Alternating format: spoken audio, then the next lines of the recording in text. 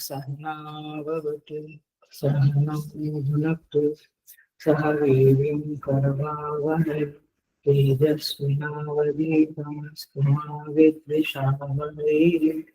ॐ शान्ति शान्ति शान्तिः। समस्त जन कल्याणे निरतं करुणामयं नमामि चिन्मयं देवं सद्गुरुं विद्महे।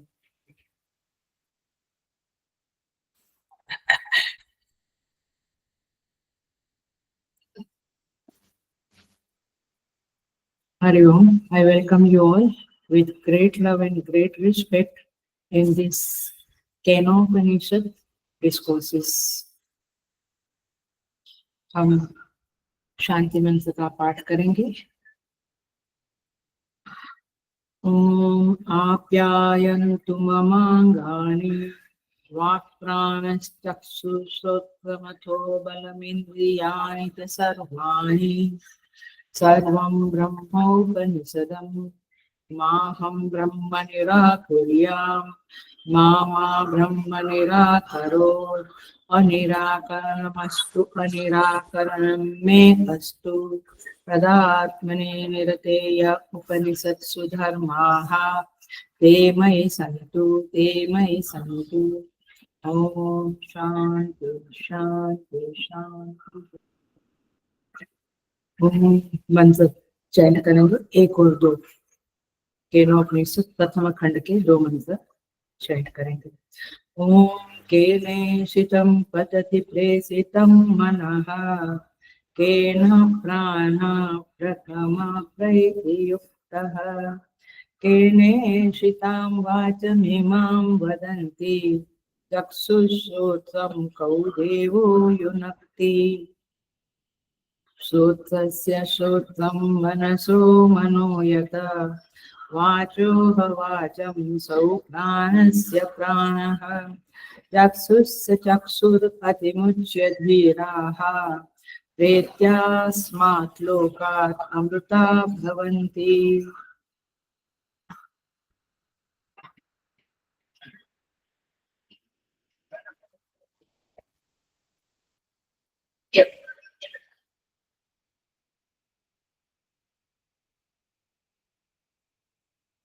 हरि ओम।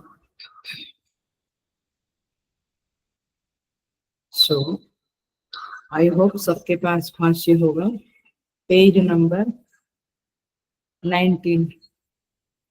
यदि ओल्ड बुक है तो पेज नंबर 14 अन्यथा 19।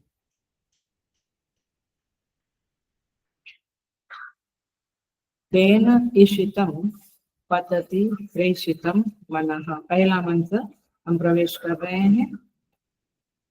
किसके द्वारा इच्छित और प्रेरित होकर पतति अपने विषय में गिरता है, माने अपने विषय के साथ जुड़ता है। केन प्राण प्रथम प्रैतियुक्तः किससे प्रयुक्त होकर प्राण प्रथम प्राण माने प्रधान प्राण चलता है। केन इशितां वाचम इमां वदन्ति किसकी इच्छा के द्वारा यह वाणी बोलती है। किसके द्वारा इच्छा की हुई यह वाणी बोलते हैं। चक्षुश्रोत्रं को देवो युनक्ति कौन देव चक्षु और श्रोत्र को प्रेरित करता है। ये श्लोक का मंत्र का ट्रांसलेशन हुआ। हम कहीं कहीं भाष्य को टच करेंगे, इसलिए बुक आपके सामने रहने से अच्छा है।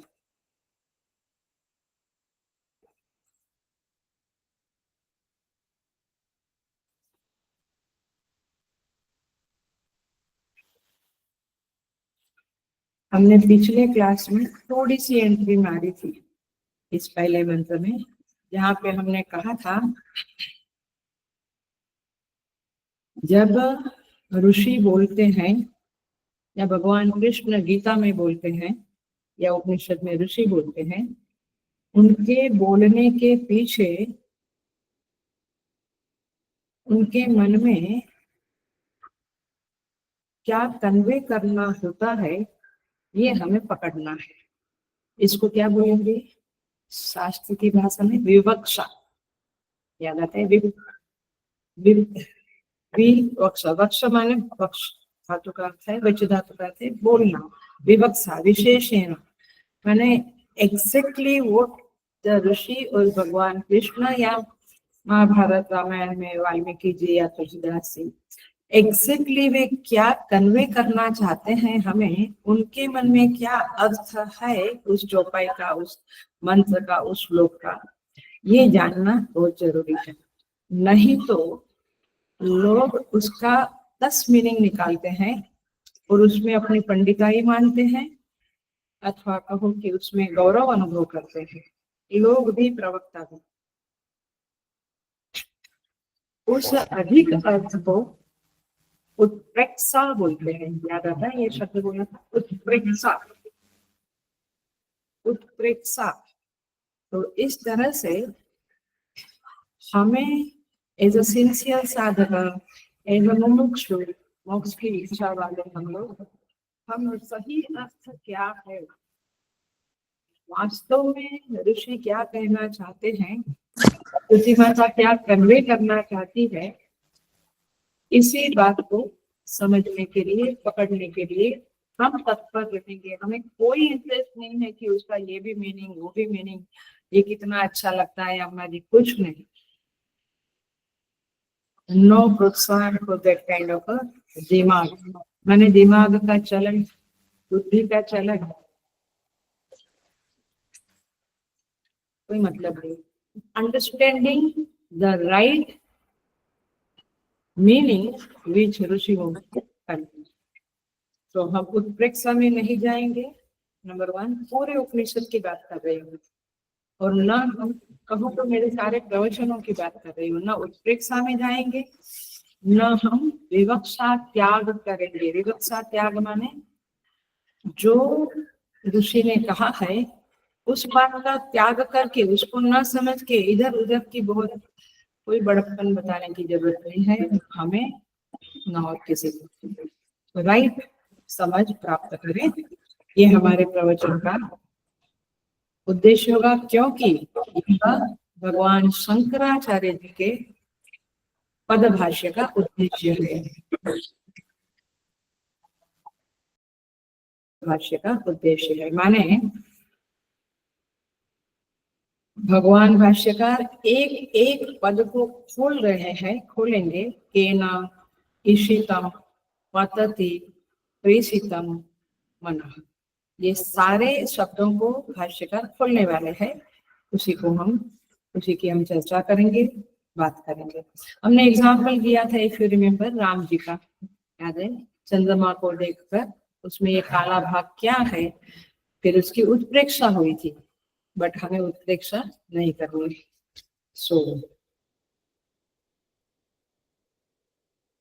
आइए हम अभी शुरू करते हैं मंत्र के पहले शब्द को, केना। इसी पहला शब्द के आधार पे ही केना उपनिषद नाम रखा गया है।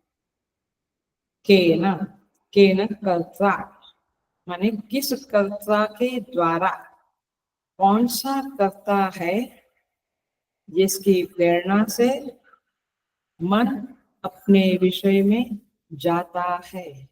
आप पकड़ते इस बात को? मैंने मन अभी गया तो बारिश आ रहा है, तो भगवान को हार पहनाया है, आज इधर ऐसा है, इधर मन किधर नहीं जाता है ना? मन जिधर जिधर जाता है, किधर नहीं जाता है माने अपने आप किधर नहीं जाता। मन जिधर जिधर जाता है, कौन अंदर बैठा है, ये केनोपनिषद है। तो थोड़ा ज्यादा गंभीर है, आपको फुल अटेंशन देना पड़ेगा। घर में भी कोई एक्टिविटीज ना करें, ऐसे में प्रार्थना करूंगी, बिल्कुल फोकस से सुनना है। तो आप अपने अंदर झांके और देखें कि ये मन इधर गया उधर गया, कजिन में गया, मूवी में गया, फोन आया था उस पे गया। ये कौन है जो मन को धकेलता है अपने विषय की, विषय माने ऑब्जेक्ट, ऑब्जेक्ट की ओर कौन धकेलता है इस मन को, जहां जाकर मन उससे जुड़ता है। अपनी बात आती है। तो इस तरह से ये प्रश्न है किसका, शिष्य का, गुरु के प्रति संवाद है। मैंने पहले ही कहा था यहाँ संवाद है, ये पूरा उपनिषद संवादात्मक है, गुरु शिष्य का संवाद है। तो यहाँ पे विद्यार्थी उस कर्ता के, उस डूअर के, उसके बारे में पूछता है जो मन को विषय से जोड़ने के लिए प्रेरित करता है। पकड़ी बात। मैं बहुत धीरे से और बार बार रिपीट करके बोलूंगी, बट आप उसको अंदर से समझ लेंगे। अब पतति शब्द लिखा है, पतति माने गिरना, आपको पता है, पतन, पतति। तो पतति शब्द का अर्थ क्या हुआ, मन गिरता है। माने जैसे हम गिरना माने स्लिपरी हो जाते हैं, स्लिप हो जाते हैं, जब हम सावधान होते हैं क्या, जब हम गिर जाते हैं तो सावधान होते हैं? हाँ, नहीं होते, सावधान नहीं होते। इसी तरह से, हेलो, समझ लेना, इसी तरह से मन इधर गया उधर गया, we are not aware of where the mind is running. कुछ समय बाद ख्याल में आता है, फिर हम मन को वापस लाते हैं। तो पतति शब्द का अर्थ पकड़ो। तो पतति माने गच्छति, जाता है अथवा जुड़ता है।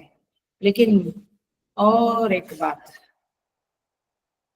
क्या मन विषय की ओर चला जाता है? ऐसा लगता है कि जाता है, लेकिन जाएगा का मतलब है कि मेरे पास नहीं रहा। मन तो सदा हमारे साथ है, मन हमको छोड़कर वास्तव में कहीं जाता नहीं है, लेकिन फिर भी वो विषय से जुड़ जाता है। That's the point. सो यहाँ पे क्वेश्चन क्या है, किस कर्ता की प्रेरणा से, इच्छा से मन अपने विषय से जुड़ता है? नाउ किसकी इच्छा से, प्रेरणा से? तो इशितम शब्द का अर्थ आइए हम देखेंगे। भाष्यकार ने थोड़ा डिटेल में दिया है, हम उतना नहीं जाएंगे। छांदस प्रयोग है, पाणिनि, सब शब्द आपको नहीं समझेगा, करके नहीं बोलती हूँ मैं, बट आप भाष्य में पढ़ लेना। सो इस धातु का अर्थ होता है, भाष्य के नीचे है मिला, इस धातु के अर्थ है आभिक्षण्य माने बारंबार होना, गति और इच्छा। इच्छा माने चाहना। सो इस धातु का अर्थ है चाहना, इच्छा, गति और बार बार होना। यहाँ पे बार बार होना और गति को नहीं अप्रूव किया है भाष्यकार ने, इच्छा अथवा चाहना शब्द को अप्रूव किया है। तो तीनों अर्थ के साथ हम नहीं जाएंगे, क्योंकि हमें उत्प्रेक्षा नहीं करना है, हमें राइट अंडरस्टैंडिंग करना है। तो हम ये अर्थ लेंगे जो भाष्यकार ने कहा है, इच्छा अथवा चाह। तो इच्छा ही अर्थ लेना चाहिए। तो क्या मीनिंग बनेगा, किसके चाहने पर, किसके द्वारा चाहने पर, इसकी इच्छा मात्र से मन अपने विषय की ओर जुड़ता है अथवा जाता है। तो इट धातु है और उस धातु का अर्थ है ईशितम। अब व्याकरण की दृष्टि से थोड़ी अशुद्धि है, बट वेदों के मंत्र पाणिनि के शासन में नहीं है और इस पाणिनि व्याकरण के शासन में नहीं है, इसलिए छांदस प्रयोग उसको कहा जाएगा और ये वैदिक प्रयोग है और इसी अर्थ में हम इसको लेंगे। तो इशितम माने किसी की इच्छा से नियुक्त होकर, देखो मैं एक एक शब्द ऐड करती जा रही हूँ, बहुत धीरे से बोल रही हूँ, अब मैंने जा रही हूँ। किसकी इच्छा से नियुक्त होने पर, नियुक्त होना समझता है ना, अपॉइंट हो गया, हम कहते हैं उसको ऑफिस में, now he is appointed into the office, appoint होना मैंने नियुक्त करना। किसकी इच्छा से नियुक्त होकर मन अपने विषय में जुड़ता है। इसमें भाष्यकार की लगन क्या है, वे श्रुति का शब्द जो है उसको परफेक्टली हमारे सामने पेश करना उनकी इच्छा है, भाष्यकार की इच्छा है, और इसलिए भाष्यकार की निष्ठा के अनुसार ही हम आगे बढ़ेंगे।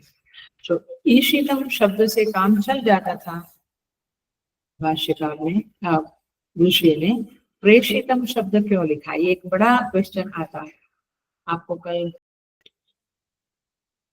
केवल प्रेषितम का कहा गया होता तो शिष्य का मनोभाव क्या होता, केवल इशितम कहा गया होता तो शिष्य का मनोभाव क्या होता, दोनों शब्द कहे हैं तो क्या कन्वे करना चाहते हैं। तो एक वस्तु नहीं है, दो शब्द है। तो प्रश्न तो आएगा कि तो प्रेषक कौन है, उसकी प्रेरणा कैसे होती है, उस प्रेरणा का स्वरूप क्या है। आपको समझे इसके लिए, क्या जैसे राजा अपने सेवक को कहता है अथवा मंत्री को या किसी को कहता है, कुछ बात कहता है और कुछ पूछता है, क्या वैसे कोई अंदर है जो हमें प्रेरित करता है और हमारा मन उस विषय में चले जाता है, क्या ऐसा है।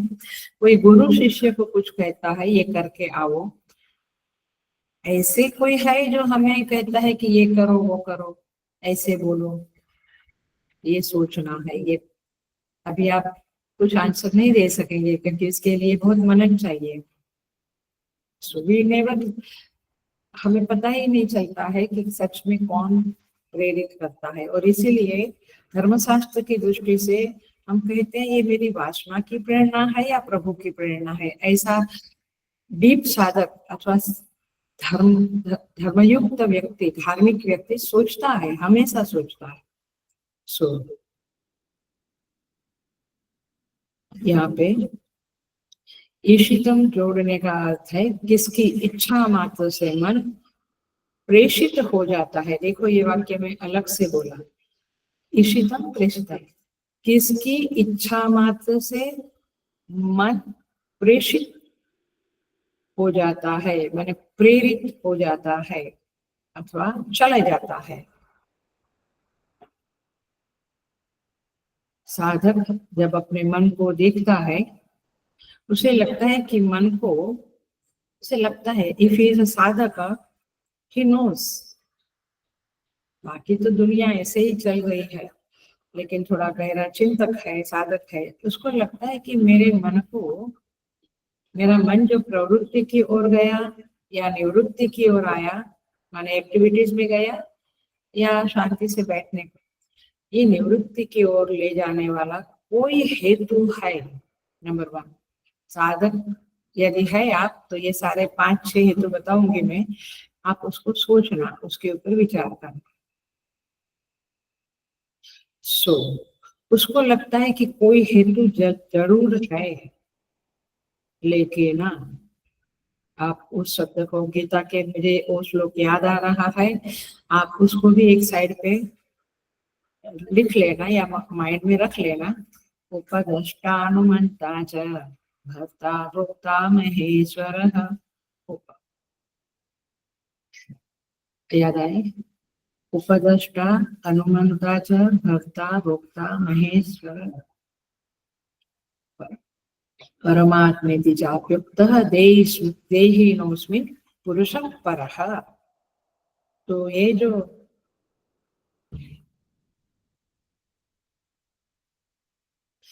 बार बार जब हम अंदर देखेंगे तब हमें पता चलेगा कौन उपदेष्टा, कौन अनुमंता, मैंने कौन है ये गीता के संदर्भ में। और यहाँ पे पहली बात तो मैं समझी कि कोई तो है, तो हेतु जरूर है। सेकंड पॉइंट यह है कि वह जबरदस्ती नहीं करता है, ये भी हमने देखा है। माने तीसरी बात हुई, उसकी उपस्थिति मात्र पर्याप्त है। वो प्रयत्न नहीं करता है हमारे मन को कहीं ढकेलने का, वो संकेत मात्र से ईशितम करता है। तीसरा पॉइंट माने ये तीसरा पॉइंट हुआ। चौथा पॉइंट, अब विचार आता है साधक को, वह यदि चेतन है, आत्म तत्व है, तो चेतन में तो कोई इच्छा नहीं होती है, तो फिर वो इच्छा कैसे करता है और हमें हमारे मन को कहीं कहीं धकेलता है? तो इच्छा तो करता नहीं है। और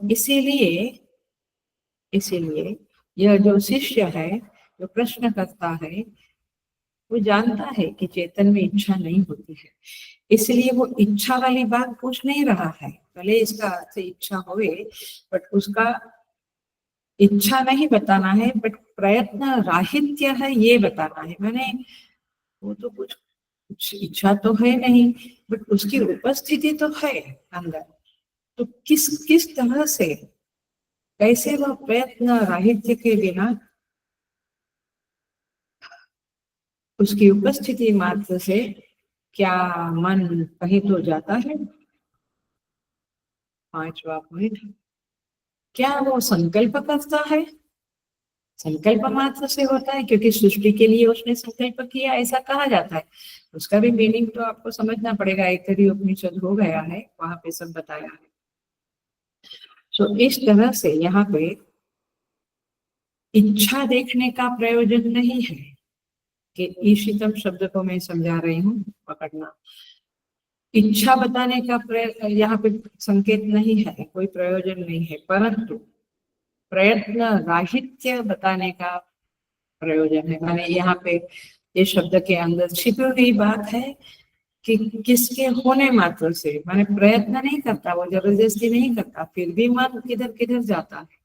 तो क्या है वो, ये बात समझनी पड़ेगी।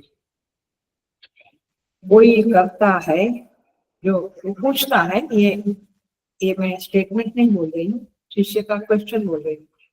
कोई करता है जो मन को बिना प्रयत्न से प्रेरित कर रहा है, ये प्रेरक तत्व कौन है, क्या है? That is the question. ईशितम का अर्थ यहाँ पे यही आता है, अथवा आगे बढ़ के प्रेषितम भी देखेंगे। पकड़ में आई बात?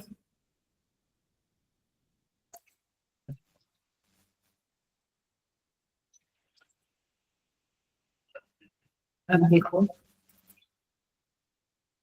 अब पूर्व पक्ष खड़ा होता है।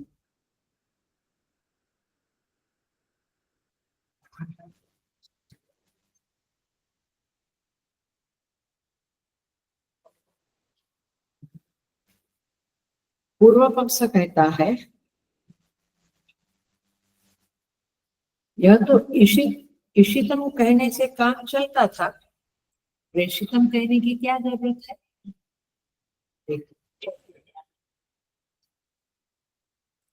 भाष्य में आ जाइए, थोड़ा सा भाष्य देखते जाएंगे, फिर मैं समझाते भी जाऊंगी। धीरे से स्लोली जाएंगे हम, ताकि आपको ये पहला श्लोक ही बहुत इंपॉर्टेंट है, इन सेकंड श्लोक, उसके बाद फिर गाड़ी चल पड़ेगी। सो यहाँ पे भाष्य में कहते हैं, तुम लोगों का जो 19 नंबर में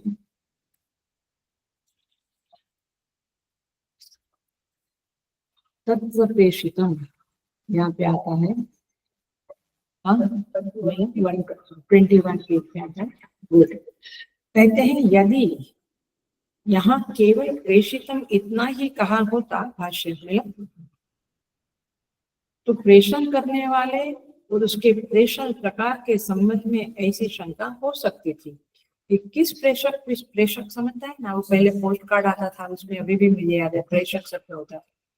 किस प्रेषक विशेष के द्वारा और किस प्रकार प्रेषण किया जाता है, यदि कोई गुरु ने शिष्य को कहा, राजा ने सेवक को कहा, ऐसे कुछ होता तो ये प्रश्न आता था कि किस विशेष प्रकार विशेष के द्वारा किस प्रकार प्रेषण किया जाता है। अतः यहाँ इस विशेषण के रहने से ये दोनों शंकाएं निवृत्त हो जाती है। क्या, किसने भेजा, उसने भेजा तो किस तरह, साइकिल से भेजा, बस से भेजा, किस प्रेषण का स्वरूप क्या और किसने भेजा, तो भेजने वाला ये बात आती थी, परंतु ये बात नहीं करनी है। शिष्य समझता है कोई कोई व्यक्ति रूप में क्या ऐसा कोई बैठा नहीं है, इसलिए ईशितम शब्द इसीलिए डाल दिया ताकि चाहने से, इच्छा मात्र से, ताकि दोनों मिलकर ये प्रश्न ठीक ठाक होवे। और वैसे भी देखिए, इससे किसी की इच्छा मात्र से प्रेषित हुआ, यह विशेष अर्थ निकलता है। अंडरलाइन दिस वर्ड, क्योंकि इससे किसी की इच्छा मात्र से प्रेषित हुआ, प्रेरित हुआ, यह विशेष अर्थ हो जाता है, माने ये मालूम पड़ जाता है।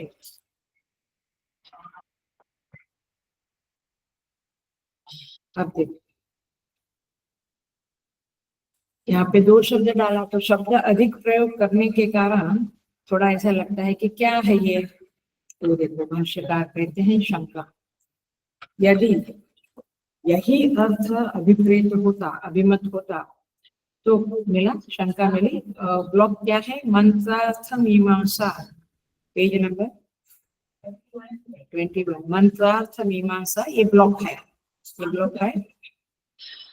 आप शंका करते हैं, यदि यही अर्थ अभिमत था तो केनेशितम इन्हीं से सिद्ध होने के कारण प्रेषितम क्यों कहा, फिर पहले क्या बोला, ईशितम क्यों कहा। तो हमने समझा कि खाली प्रेषितम कहने से कोई व्यक्ति भेज रहा है, कार से, बस से, फ्लाइट से, ऐसा कुछ मीनिंग आता, बट यहाँ पे ईशितम डाल दिया तो इच्छा मात्र से।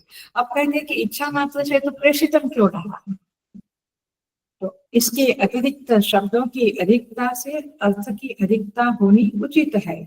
इसलिए इच्छा, कर्म अथवा वाणी, इनमें से किसके द्वारा प्रेषित, इस प्रकार प्रेषक विशेष का ज्ञान प्राप्त करना आवश्यक होगा। मैंने ये कहता है कि इच्छा तो किया, बट कैसे भेजा, मैंने जो है उसने अंदर इच्छा किया, बट वो मन को भेजा कैसे, विषय के प्रेषित कैसे किया। तो अब देखो थोड़ा सा उत्तर समझते हैं। भाष्यकार कहते हैं कि शिष्य विरक्त है और प्रश्न की सामर्थ्य देखनी चाहिए। We have to understand the weight of the question. प्रश्न का वजन क्या है, उसके सामर्थ्य क्या है, ये पहले हम समझे, फिर कुछ भी सोचना शुरू करें। माने भाष्यकार किसको कहते हैं, वो पूर्व पक्ष को कह रहे हैं। जो कि शिष्य विरक्त है, तो विद्यार्थी जो है, शिष्य जो है, वो नित्य वस्तु के बारे में पूछता है, वो अनित्य वस्तु के बारे में नहीं पूछता है। ये आपको समझना पड़ेगा, क्योंकि अगर ऐसा अर्थ नहीं लेंगे तो सबको मालूम है कि वाणी प्रेरित करती है, वाचा, माने वाणी ने प्रेरित किया ये करो, कर्म ने प्रेरित किया, तो इस तरह से मन दौड़ता है। लेकिन वो जो अनित्य वस्तु है, वाणी मन सब अनित्य, उसके बारे में शिष्य प्रश्न नहीं करेगा, ये आपको समझना चाहिए।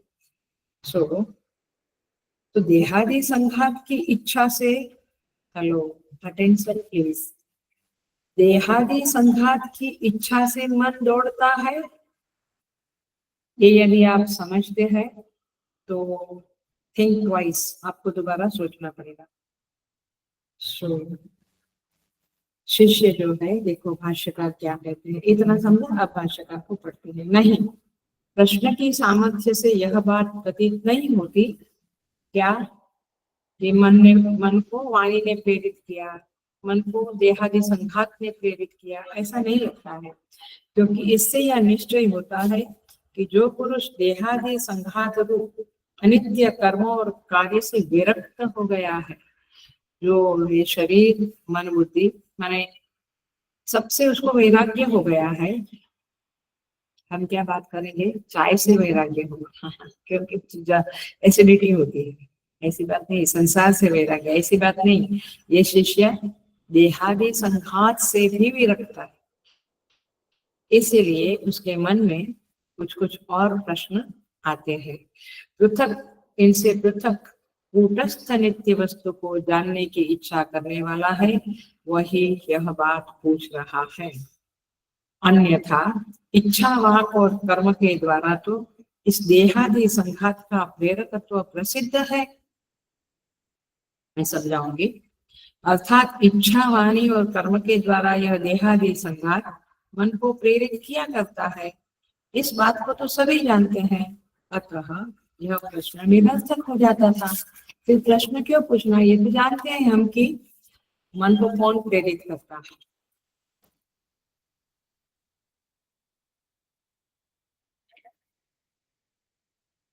समझेंगे इसको। भाष्यकार कहते हैं, ये संशयग्रस्त साधक का प्रश्न है। If he is realised he will not ask, but उसको डाउट है कि देहादि संघात प्रेरित करता है या उससे अलग कुछ प्रेरित करता है। तो प्रेषित शब्द का अर्थ निकलता है दो विकल्प। प्रेषित शब्द में दो बातें छिपी हुई है। क्या है दो विकल्प? पहला विकल्प देखते हैं। ईशित तो समझ में आ गया, राइट। अब दो विकल्प में पहला विकल्प है, जैसे कार्य कारण संघात स्वयं ही स्वयं को प्रेरित करता है, या उनसे, सेकंड विकल्प, उनसे कोई असंभत कोई वस्तु है जो इस देहादि संघात का हिस्सा नहीं है। that entity is not connected with देहादि संघात। देहादि संघात समझता है ना, स्थूल शरीर, सूक्ष्म शरीर, कारण शरीर का एक घटक है, एक पैकेज समझ लो, उसको देहादि संघात कहेंगे। तो वह जो है, जो शायद प्रेरित करता है, क्योंकि इस क्वेश्चन है, तो वह ये देहादि संघात का घटक नहीं होना चाहिए, ऐसा कोई होगा शायद। तो क्या वह प्रेरक है? तो इस तरह से दो प्रश्न हुए। एक, देहादि संघात ही स्वयं स्वयं का प्रेरक है, या दूसरा, देहादि संघात से अलग कोई है जो इस मन को अपने विषय की ओर ढकेलने में प्रेरित करता है। That is the question. दो विकल्प समझ में आया, एक अलग कोई है, एक देहादि संघात में उसका ही कोई अवयव है, कोई पार्ट है जो प्रेरित करता है। सो यहाँ पे आते हैं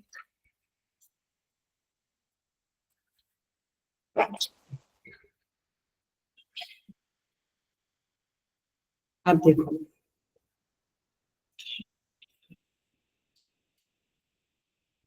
हम पहला जो विकल्प है देहादि संघात, उसको थोड़ा सा विस्तार से खोलते हैं क्योंकि आपको और क्लैरिटी आ जाए। ये जो संघात है, उसमें जो घटक है, एक घटक है, क्या वह दूसरे घटक का प्रेरक है? प्रश्न ऐसा, पहला प्रश्न का ये खोल गई हूँ। अब देखो, आनंदमय कोश है, तैतरीय में देखा पंचकोश, अन्नमय, प्राणमय, मनोमय, विज्ञानमय, आनंद। ये जो आनंदमय कोश है, उसके अंदर क्या क्या है? आनंद तो है एक, लेकिन आनंदमय कोश में ही, बिकॉज इट इज इन कारण शरीर, तो वहां पे क्या है? अविद्या है, यस, इग्नोरेंस वहां पड़ा है।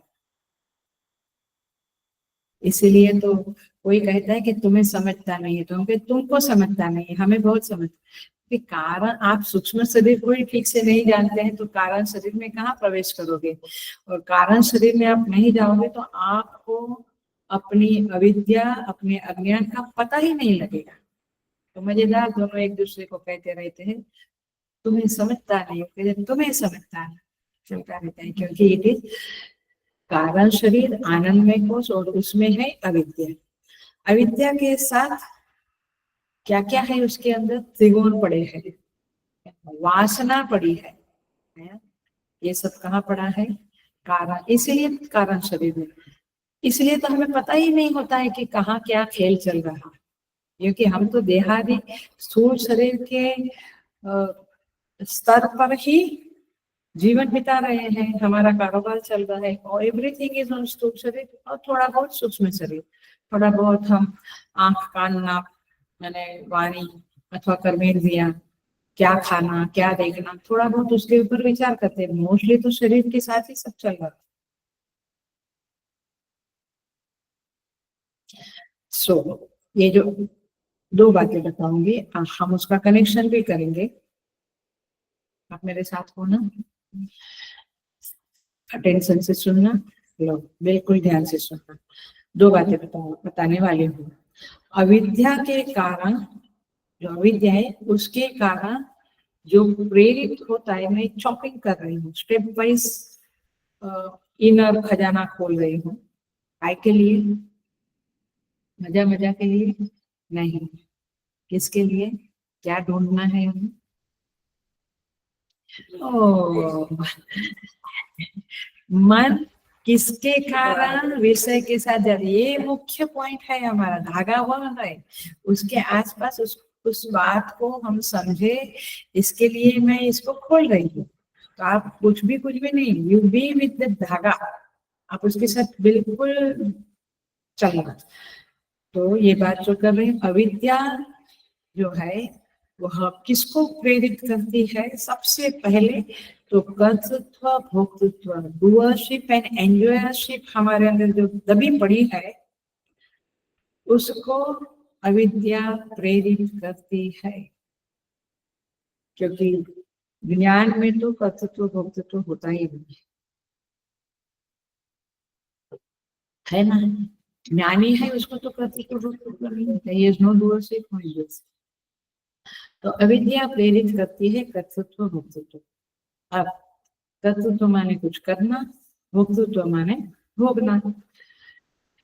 तो जब भोक्तृत्व है, कुछ भोगना, भोगने को प्रेरित करती है, तो क्या जन्म लेता है? वो किसको प्रेरित करता है? उसके द्वारा क्या जन्म लेता है? इच्छा। भोगना है, वो भोगने की वृत्ति आई तो इच्छा उत्पन्न हुई। हम चूंकि देखते नहीं तो हमें कुछ समझता नहीं, बट इच्छा प्रेरित, ये आचार्यों का सारा एनालिसिस है। अब इच्छा ने प्रेरित किया वाणी को अथवा कर्म को, एक्सेट्रा एनी इंद्रिया। तो वाणी बोली आज मूवी देखने जाएंगे हम, आज होटल में खाना खाना है, आज घर में नहीं बनाना। आया, वाणी ने बोला।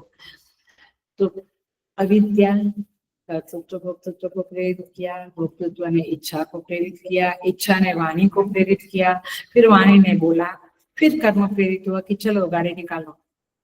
आया, आप समझ रहे हैं पूरा प्रेरणा कैसे कैसे आगे बढ़ती है? तो प्रेरित किया।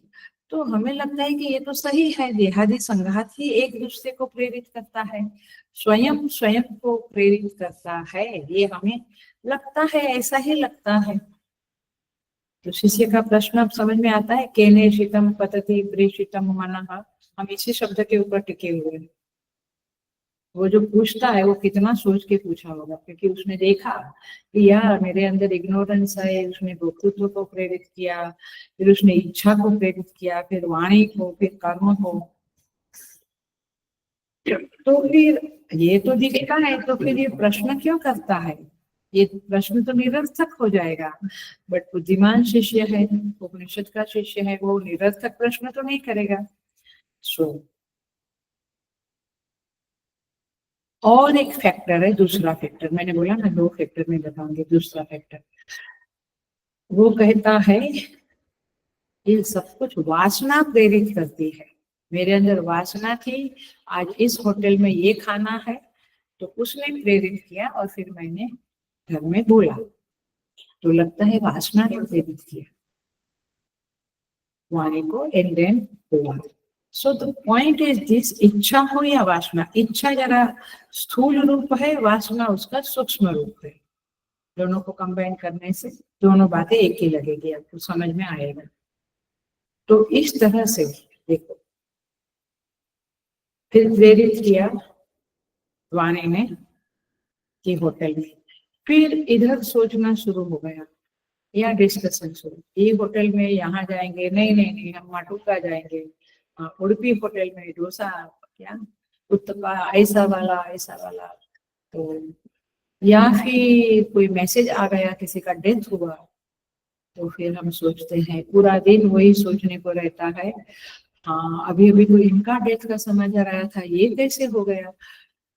फिर वो सोचा, मैंने एक समाचार से मन प्रेरित हो गया और फिर वो उधर डेथ में गया जहां पहले डेथ हुई थी। तो मन को प्रेरित किसने किया, ये एक समाचार ने प्रेरित, तो माने व्यवहार ने मन को प्रेरित किया, परिस्थिति ने, व्यवहार ने प्रेरित किया। एक मैसेज आया कि, चलिए जो याद आ रहा है, इमरजेंसी, देखा न्यूज में इमरजेंसी के ऊपर बुक निकल रहा है, और तुरंत याद आया, ग्रैंडफादर कहते थे कि उन्होंने उस समय में जेल में गए थे, हाँ ये बुक में ऐसा हो, प्रेरित हुआ वो बुक पढ़ने का, एडवर्टाइजमेंट से भी हुआ, और मेरे दादा ने कुछ सालों पहले ये बात करी थी, या मेरे पिता गए थे जेल में, एक्सेट्रा। सो बातें एक दूसरे को ही संसार में, व्यवहार में, व्यक्तियों में प्रेरित होता रहता है, प्रेरणा होती रहती। तो ये बुद्धू शिष्य ऐसा सोचेगा, मूर्ख आदमी, ये शिष्य ऐसा क्या प्रश्न करता है।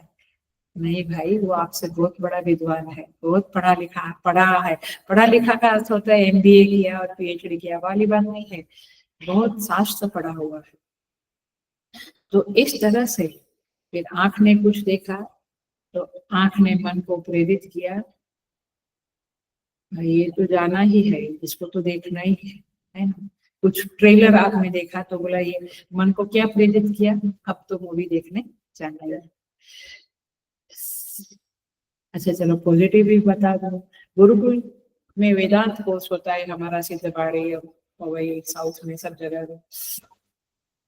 तो एडवर्टाइजमेंट मोबाइल में आई तो सोचा कि जाना चाहिए, अथवा विश्व विद्यापीठ का हमारा जो स्कूल है, मैंने कॉलेज एजुकेशन विंग है, वहां से आया, हाँ मेरे बेटे को मैं उधर ही पढ़ाने जाऊं।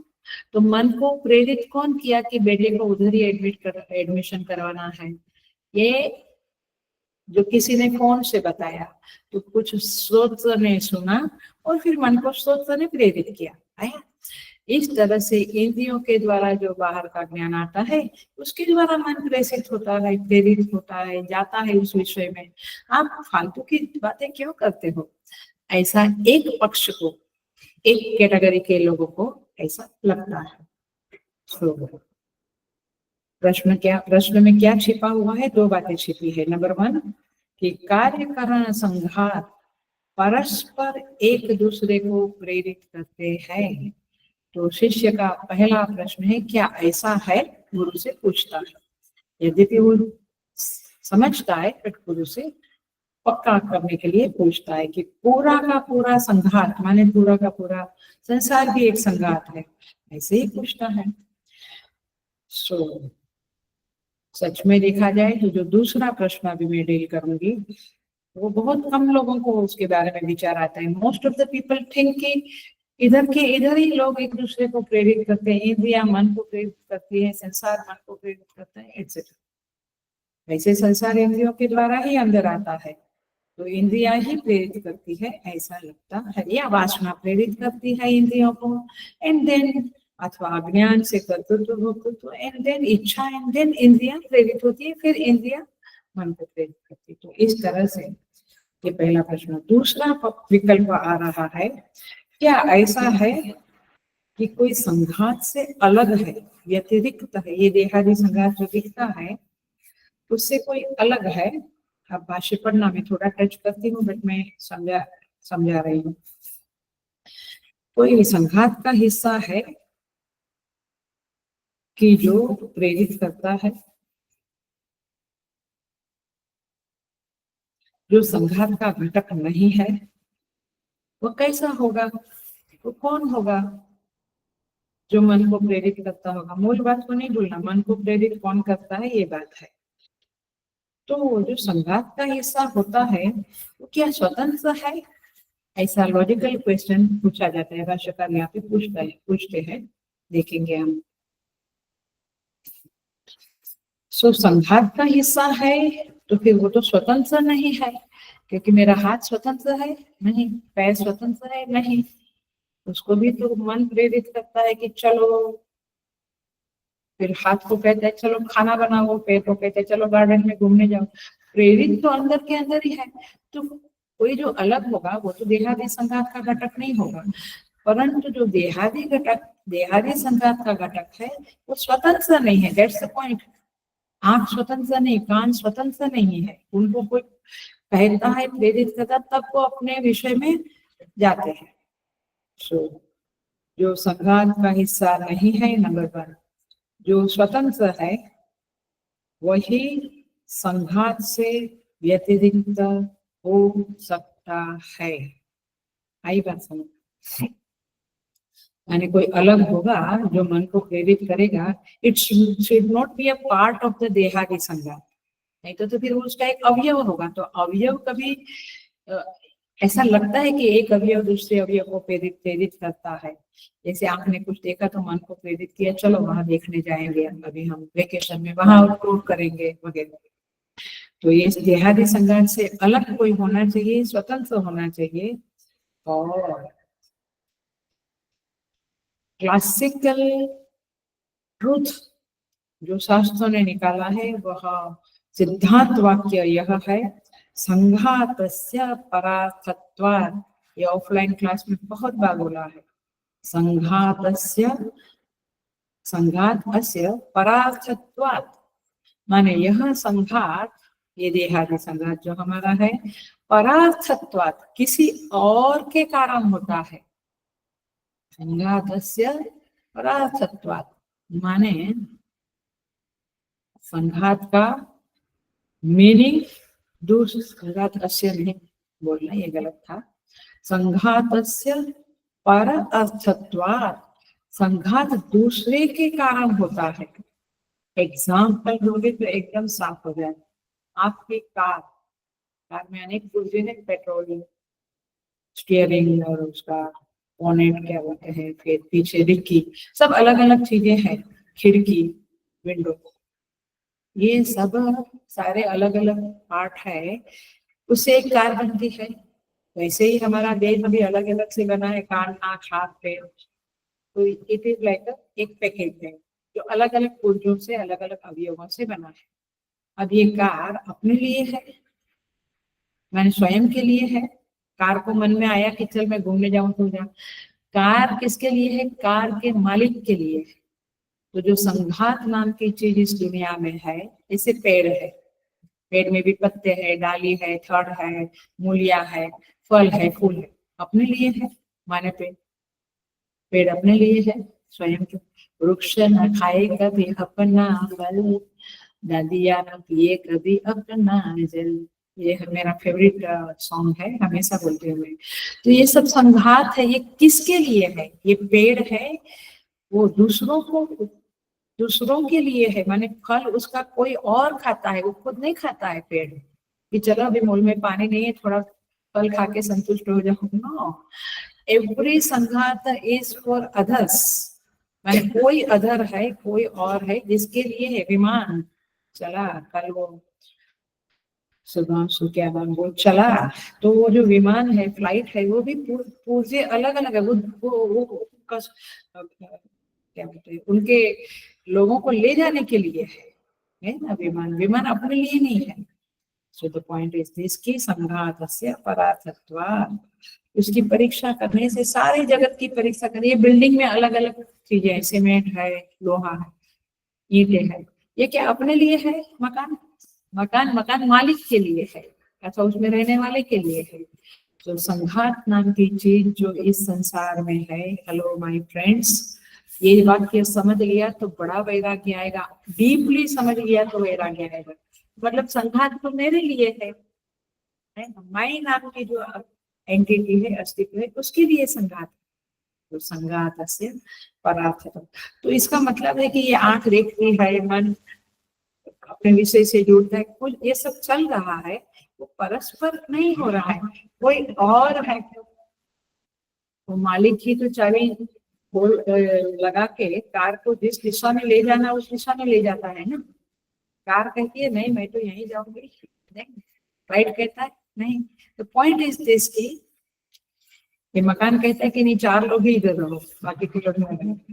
मालिक के प्रेरणा से सब होता है। मालिक कहता है अरे मकान अभी थोड़ा जूना हो गया, चलो पेंटिंग करा लो, रीडेवलपमेंट में डालो। ये कौन करता है, प्रेरणा कौन करता है, इस मकान को तो ये कर डालो, डिस्पोज क्या बोलते हैं, कर डालो, और अभी रीडेवलपमेंट, ये मकान मालिक है। कार का मालिक कहता है कार तू इधर चल उधर चल, तो कार को प्रेरित करने वाला मालिक, मकान को जो भी नया करना वगैरह, कलर करना, पेंटिंग करना, वो मालिक। तो इस तरह से ये मन को किधर किधर जाना, ये आंखें, मैंने आंखें वगैरह तो सब ऑर्डिनेट्स है, मेन मन है। तो मन का नाम लिया है केनेशितम तटजी प्रेषितम मन। उसी तरह से संस्था होती है। आप और एक एग्जांपल लेके समझाती हूँ मैं। वो संस्था कहती है ना कि हेलो ब्रह्मचारी जी अथवा स्वामी जी, आपका ट्रांसफर हम इधर करते हैं, उनकी जरूरत के आधार पर। तो संस्था भी होती है, घर भी होता है, मैंने सब कुछ जो संघात रूप है। संस्था में भी थाउजेंड्स ऑफ लोग हैं, स्वामी है, ब्रह्मचारी है, वॉलंटियर्स है, सेवक है।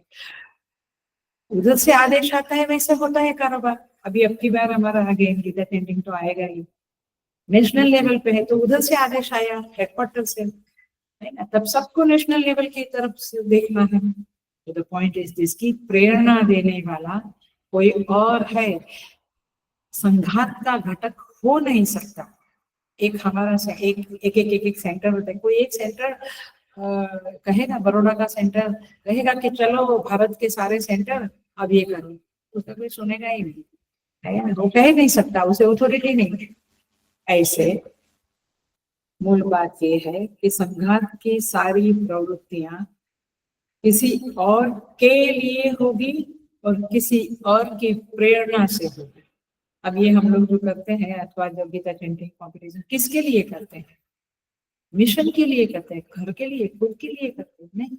आप लोग भी खुद के लिए करते हो यहाँ पे सेवा? नहीं, मिशन के सेंटर के लिए करते हैं, हम मिशन के लिए करते हैं। वैसे ये देह के द्वारा, देहादि संघात के द्वारा जो प्रवृत्ति हो रही है, वो किसी और के लिए, संघातस्य परार्थत्वात्, किसी और के लिए है जो इस संघात का हिस्सा नहीं है। माने जो हेडक्वार्टर है उसको सेंटर नहीं बोलेंगे, उसको हेडक्वार्टर बोलेंगे। तो वो कोई एक और कोई है जिसके लिए सारे सेंटर काम कर रहे हैं, अथवा कहो कि सारा देह के सारे अंग, इंद्रिया, प्राण, एवरीथिंग उसके लिए काम कर रही है। तो उसको कहेंगे असंहत। संघात माने संहत, संहत माने जुड़ा हुआ, असंहत कोई है जिसके लिए ये संघात काम करता है। तो और जो असंहत है वो स्वतंत्र है। हेडक्वार्टर हमको पूछता है कि इस बार नेशनल करें कि इंटरनेशनल, उधर ही उधर डिसीजन हो जाता है, तो वो स्वतंत्र है।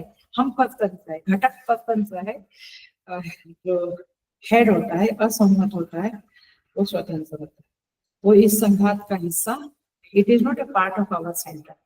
सो जिसके लिए अब आती हूँ मैं, अभी तक जो बोला वो था दृष्टांत, अब आती हूँ मैं दाष्टांत के ऊपर, मैंने सिद्धांत के ऊपर। तो सिद्धांत यह है जिसके लिए संघात काम करता है, वह आत्मा नाम से पहचाना जाता है। वो पंचकोशातीत है, वो स्वतंत्र है, और वही संघात का प्रयोजन है। जैसे एक लिमिटेड सेंस में एग्जांपल ले लो तो राजा, सारे लोग राजा के लिए काम करते हैं। प्रयोजन क्या है? राजा को प्रसन्न करना, राजा जो आदेश दे वो पालन करना। तो वो स्वतंत्र है कि परतंत्र है राजा? राजा स्वतंत्र है, ऐसे ये आत्मा स्वतंत्र है। वो पूरे संघात का प्रेरक बनता है और प्रयोजन भी वही है। जो प्रेरक है उसी का नाम प्रयोजन है।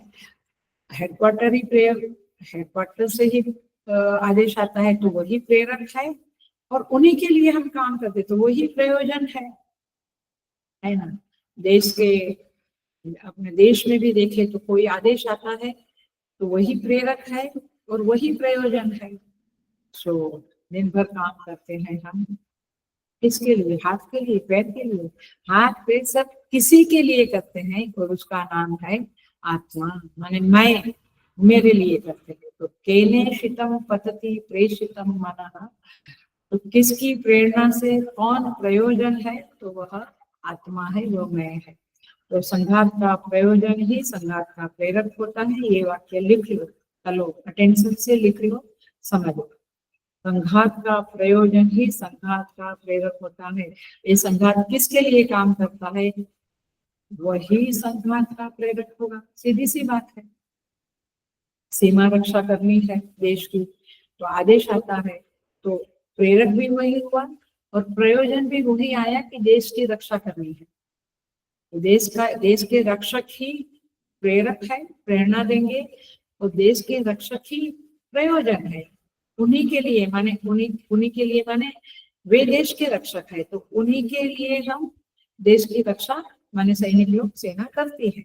उन्हीं के लिए माने उनका प्रयोजन है देश का रक्षा, तो देश के रक्षा के लिए करते। तो प्रेरक और प्रयोजन सेम रहता है, ये बात समझ ले। पूरे ब्रह्मांड में मैं एकदम विस्तार कर लेती हूँ। पूरे ब्रह्मांड में जो प्रवृत्ति हो रही है, हेलो, वो ब्रह्मांड के लिए नहीं हो रही है माय डियर। वह इस ब्रह्मांड का कोई मालिक है, जो ब्रह्मांड का हिस्सा नहीं है, जो स्वतंत्र है, उसके लिए ब्रह्मांड प्रवृत्ति कर रहा है। वो परमात्मा परमेश्वर के लिए ये सब हो रहा है। उसको आत्मा कहो, ब्रह्म कहो, ईश्वर कहो, वेदांत की भाषा में असंहत कहो, स्वतंत्र कहो, जो भी कहो। तो इस तरह से समझ में आ रहा है। जो प्रश्न है वहां पे शिष्य को डाउट है कि कोई ऐसा होगा जिसके लिए ये संघात कार्य कर रहा है, तो इसलिए पूछता है केनेषितं पतति प्रेषितं मनः, किसकी आज्ञा से जा रहा है।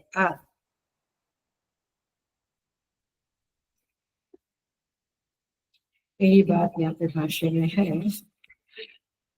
अब दूसरा ब्लॉक जो है, मन प्रवृत्तीनां परतांस्य प्रदर्शनम।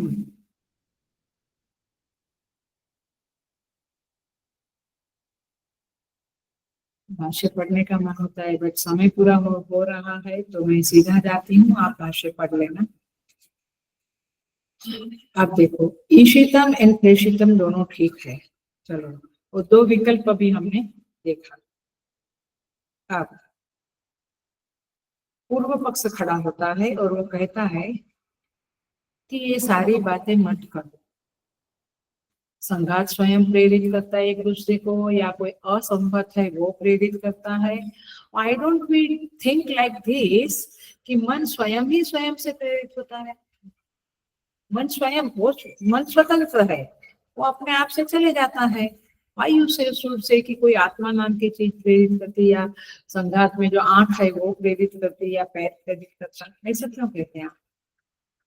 तो भाष्यकार कहते हैं, बड़ा सुंदर लॉजिक देते हैं भाष्यकार, समझ में बहुत कठिन नहीं जाता है, बहुत डिफिकल्ट नहीं जाता है, उपयोग में बहुत शांति से कह रही हूँ। देखो, वे कहते हैं भाष्यकार, यदि, हेलो, यदि शब्द आया तो पूर्व पक्ष को जवाब है। यदि आक्षेप है ये पूर्व पक्ष के ऊपर, यदि मन स्वतंत्र है कि नहीं, ये बात आप कहते हो मन स्वतंत्र है, तो देखो, यदि मन प्रवृत्ति और निवृत्ति में स्वतंत्र होता, दोनों बात बता रही हूँ, प्रवृत्ति में या निवृत्ति में स्वतंत्र होता, तो कोई अनिष्ट चिंतन नहीं करता था। कई बार मुझे भी फोन आता है, अम्मा जी mind is totally block with this thought only, how can I get rid of this thought. भाष्यकार भी कहते हैं, यदि कहो कि यह बात तो प्रसिद्ध है कि मन स्वतंत्र है, ऐसा जब कहो तो स्वयं ही अपने विषय की ओर जाता है, ऐसा आप कहते हो, तो फिर अपने उसके विषय में यह प्रश्न कैसे बन सकता है? कौन सा प्रश्न?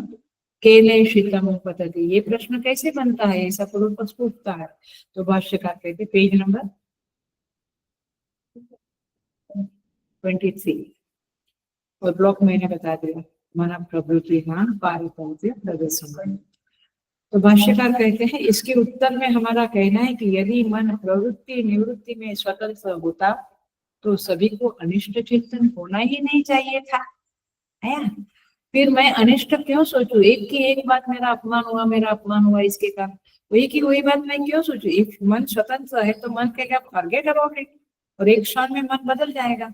लेकिन मन फेविकॉल से चिपकाते हैं नामक वस्तु, ऐसे मन उधर चिपकता रहता है कि ऐसा क्यों कहा उसने, ऐसा क्यों किया उसने, चलता उधर ही चिपक के रहता है। आया? तो मन तो स्वतंत्र नहीं है, ये मन तो वासना जीवन मूल्य परिस्थिति के अनुसार चलता है, ये तो गुलाम की तरह चलता देखा गया है। तो फिर ऐसा चिंतन होना ही नहीं चाहिए था, किंतु मन तो जानबूझकर भी अनर्थ चिंतन करता है, तो रोके जाने पर भी अत्यंत दुखमय कार्य में प्रवृत्त हो ही जाता है। इसीलिए भाष्यकार कहते हैं केनेशितम इत्यादि प्रश्न उचित ही है। जो पूर्व पक्ष में काटा ना कि ऐसा प्रश्न क्यों किया, तो बोला उचित है, नहीं तो मन तो माने परिस्थिति का गुलाम होके रहता है, तो इसीलिए ये प्रश्न तुम्हारा गलत है। अब मैं 5 मिनट लूंगी, बाकी श्लोक पूरा। अब कहते प्राण, सेकंड उस पे आ गई मैं, प्राण प्रथम प्रयति युक्त, ये प्राण किसके द्वारा नियुक्त होकर अपना व्यापार करता है? प्राण में 5 मुख्य प्राण, 5 अनुप्राण है, माने सेकेंडरी। तो ये प्राण किसके द्वारा नियुक्त होकर प्रेरित होता है? तो ये तो संघात का घटक है, तो अपने लिए तो हो नहीं सकता है, दूसरे के लिए परार्थत्वाती होना है उसको।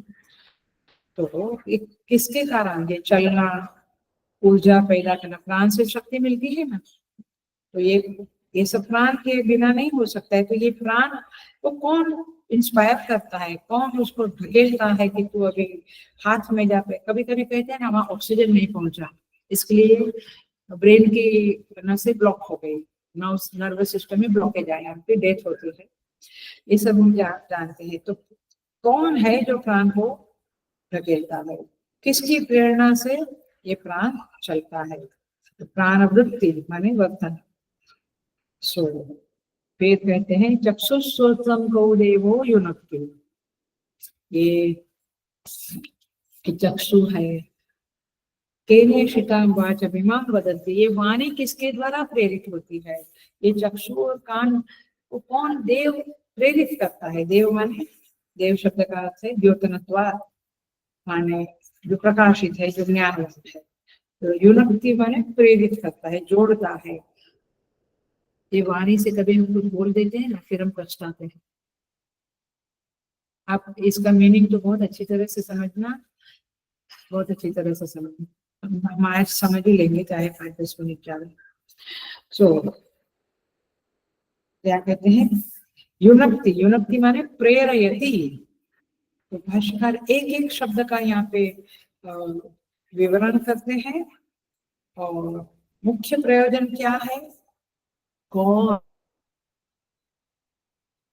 एक एक शब्द का विवरण करते हैं। तो ईशितम प्रेषितम, अब देखो, सो मतलब ये हुआ कि हमें मूल बात को पकड़ना है, और हम पकड़ लेंगे आज।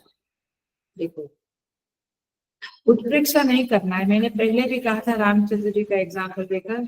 अभी भी पानी लाओ, गुरु ने कहा, तो एक शिष्य दौड़ा पानी लाने, दूसरा शिष्य उसके पीछे दौड़ के बोलते हैं अरे पागल है क्या, पानी का अर्थ होता है माने जल, जल लाओ, जल का अर्थ होता है जीवन,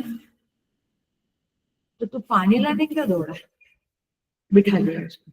वो बेचारा गुरु प्यासा रह गया। Are you getting? तो उत्प्रेक्षा हर जगह, ये बड़ा ही हास्यास्पद और रफ एग्जाम्पल है, बट ऐसा हम जीवन में बहुत कुछ करते हैं और वो करने जावे तो लेक्चरों के लेक्चर, यही हमारा उत्प्रेक्षा वाला जीवन है। ऐसे नहीं समझना है, विवक्षा त्याग नहीं करना है। इसीलिए यहाँ पे स्तुति प्रमाण है, उसका निश्चित अर्थ बोध होने पर ही प्रमाण उत्पन्न होती है। इसलिए हमें अच्छी तरह से समझना पड़ेगा, नहीं तो फिर भ्रमा में ही रहेंगे। भ्रमा माने डेल्यूजन, एल्यूजन में ही हम रहेंगे। तो भाष्य का प्रयोजन समझ में आया। भाष्य हमें बहुत कृपा करके, अनुग्रह अनुकंपा करके मदद करता है। इसलिए I again and again request के भाष्य तो रखो। 20-25 रुपये का है, वो तो आप लोगों को कोई क्वेश्चन नहीं है, बट आपको लगता होगा ये कौन पढ़ेगा बाद में, कौन जो पढ़ना होगा पढ़ेगा। आप जरूर अपने पास भाष्य फंसाओ और रखो। तो भाष्य का प्रयोजन समझ में आता है, विवक्षा समझ में आवे, इसी को कहते हैं पंक्ति लगाना, वो समझ में आवे। तो भाष्य में मीनिंग हमें समझ में आया, इच्छा मात्र है ना। तो अब उस शब्द को हम समझेंगे जरा सा। आ जाइए वाक्य भाष्य में, थोड़ा सा अच्छी करती हूँ, पूरा नहीं लूंगी। पेज नंबर 19 में है मेरे ख्याल से वाक्य भाष्य, नहीं आपका पेज नंबर 20 में वाक्य भाष्य शुरू होता है। हाँ ओके, यहाँ पे कहते हैं केने शितम केन इष्टम कस्य इच्छा वाला सेकंड पैराग्राफ है। यहाँ पे आते हैं मनुते अनेन इति विज्ञान निमित्तम अंतःकरणं मनः प्रेषितम एव इति उपमार्थः। जिससे मनन करते हैं वह विज्ञान निमित्तक अंतःकरण मन कहते हैं। माने मनन करने के लिए जो होता है, जो फैकल्टी है, उसका नाम मन है। और यहाँ किसके द्वारा प्रेषित हुआ सा, ऐसा उपमा परक अर्थ लेना चाहिए। ईशिता और प्रेषित शब्द का मुख्य अर्थ यहाँ लेना संभव नहीं है, क्योंकि आत्मा मन आदि को विषयों की ओर इस प्रकार नहीं भेजता जैसे गुरु शिष्य को भेजता है। यह तो सबसे विलक्षण और नित्य चित स्वरूप होने के कारण नित्य चिकित्सा के अधिष्ठाता चकोर पक्षी के समान उनकी प्रवृत्ति में केवल निमित्त मात्र है। ये पैराग्राफ बहुत इंपॉर्टेंट है, ऐसे कि पूरे उपनिषद का एक क्रक्स पॉइंट है। तो ये पैराग्राफ को टिक करके रखो और हम उसको देख लेते हैं, फिर पढ़ भी लेंगे थोड़ा सा। तो तात्पर्य ये है कि यहाँ पे क्या अर्थ कैसे समझना है, तो आइए देखते हैं। तो मन माने चेतन, उस मन को, इंद्रियों को दिन भर हाँकता रहता है, आदेश देता रहता है, ऐसा नहीं, क्योंकि वह असंग है, नित्य चेतन स्वरूप है। तो हमें इस वाक्य भाषा का ये चकोर पक्षी जो है उसका एग्जाम्पल समझना पड़ेगा।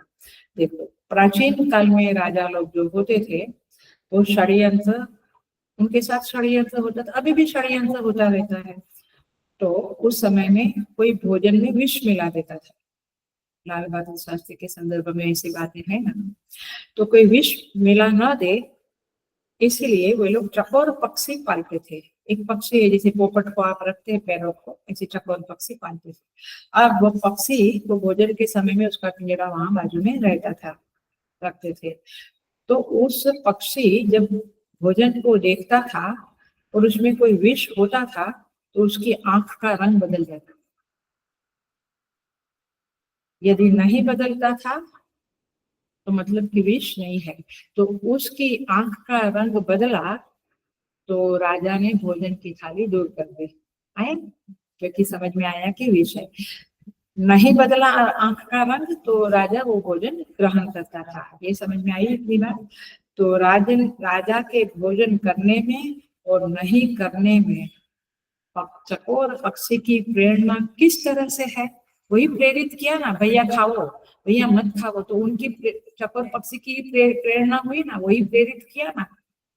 बस उसी तरह से उस आत्मा की जो असंगत है, जो स्वतंत्र है, जो इसका घटक नहीं है, जो इसका इस देहादी संघात का प्रयोजन है, उसकी प्रेरणा का स्वरूप ये इस तरह का है।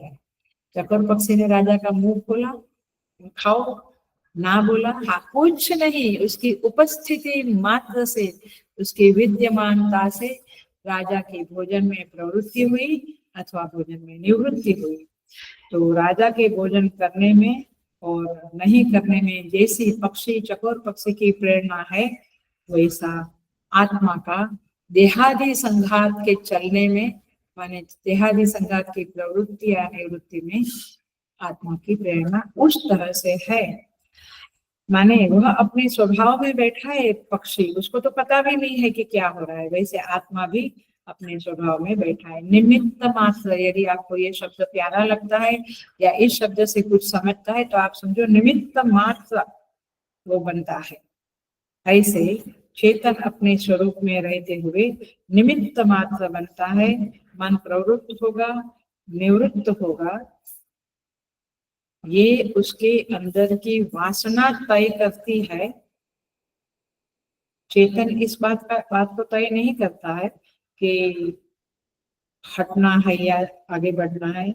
मतलब कि चेतन की उपस्थिति मात्र से वासना से प्रेरित हुआ मन, माने वासना से प्रेरित हुआ माने वासना डिसाइड करती है, वासना के फैक्टर जो पड़ा है वहां पे, जैसे भोजन की थाली पड़ी है, वो खाना नहीं खाना वो पक्षी के वजह से है।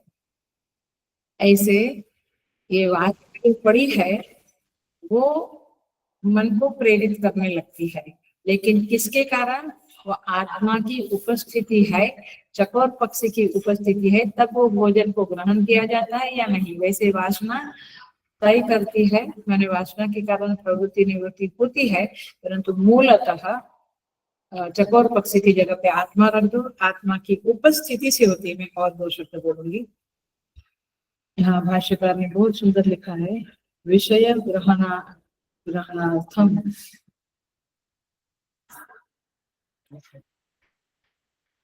आप देख लेना, यहाँ पे एक शब्द है जैसे चक। अब देखना, अब ये हेलो अटेंशन बिल्कुल पकड़ लेना, तब जाके एकदम क्लैरिटी आएगी, नहीं तो नहीं आएगी। जैसे चकोर पक्षी का होना, होना माने एग्जिस्टेंस, होना राजा की भोजन में प्रवृत्ति का निमित्त बनता है, वैसे आत्मा का होना मन की प्रवृत्ति में निमित्त बनता है। इस दृष्टांत में दो बातें पकड़ लेनी है, दो बात घटनी चाहिए। एक है निमित्त बनना, और दूसरी बात है वह चकोर पक्षी असंग रहता है, खाए ना खाए राजा, ऐसे आत्मा असंग रहता है। प्रेरणा होने के बावजूद भी उसकी असंगता बनी रहती है, निमित्त बन रहते हुए भी वह असंग रहता है। ये important, very very very important बात है, इसको आप पकड़ लेना तो आपको ये केनेशितम वाला मंत्र अथवा ये पहली पंक्ति केनेशितम पद्धति प्रेषितम बनाना ये समझ में आएगा, अन्यथा नहीं आएगा। ये समझना है। वासना एक मीडिया है, जो मैं वो उपदृष्टा अनुमंता वाले गीता के मंत्र में भी श्लोक में भी समझाया था कि आखिर में मैंने प्रश्न भी रखा था बहुत बार offline, it's my favourite topic. आखिर में एक सन्यासी भी होता है अथवा ब्रह्मचारी भी होता है, कोर्स करके साधु बनना है, शास्त्र की सेवा करनी है, गुरु की सेवा करनी है, सब कुछ करके आता है, अचानक कुछ समय के बाद शादी कर लेता है। तो ये वासना कहाँ से उत्पन्न हुई? तो ये वासनाएं तो सबके अंदर क्या क्या पड़ी रहती है, बट उस वासना को मैनिफेस्ट होकर देहादि संघात को प्रेरित करना, ये सब किसके कारण है? कौन है अंदर बैठा हुआ? और इसलिए माय डियर साधका, भक्ति नाम का जो फैक्टर है, ये भक्ति की जो उपासना के जो साधना है वो यहाँ आती है कि हम उस परमेश्वर को प्रसन्न रखें, ताकि कौन सी वासना तब चुपचाप पड़ी रहे और कौन सी वासना मैनिफेस्ट होकर अथवा थोड़ा इच्छा का स्वरूप लेकर हमें प्रेरित करे, प्रेरित करे, इसे ठीक नहीं, वो इच्छा का स्वरूप ले ले, ये सब कुछ उस परमेश्वर के हाथ में। ये हम भक्ति की भाषा में बोलते हैं, बट यहाँ पे चकोर पक्षी का क्लासिक एग्जाम्पल है ये। इसको समझते हुए उस परमेश्वर के प्रति हम शरणागत बने, उनके आश्रय में रहे, उनको याद करें, उनकी भक्ति करें और उनके आदेशों के मुताबिक जीवन जीवे, धर्मशास्त्र के मुताबिक, तो फिर काफी हमारा उद्धार हो सकता है। दूसरे मंत्र में प्रवेश नहीं हुआ, हम अगले क्लास में दूसरे मंत्र में प्रवेश करेंगे। तो पूर्णमिदं पूर्णात् पूर्णमुदच्यते पूर्णस्य पूर्णमादाय पूर्णमेवावशिष्यते। ओम शांति शांति शांति। हरि ओम। श्री गुरुभ्यो नमः। हरि ओम।